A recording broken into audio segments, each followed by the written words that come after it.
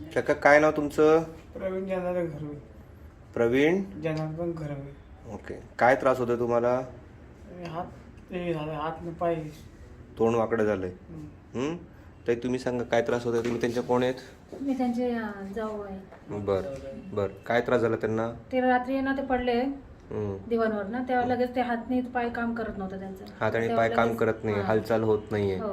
लकवा झालाय हो. डाव्या हाताच्या डाव्या पायाचा. तोंड वाकडं झालं होतं ना? तोंड नव्हतं वाकडं झालं, जरा शब्द बोबडे येत बोलता होते. येत नव्हतं. आता इंजेक्शन दिल्यानंतर बोलायला यायला लागले.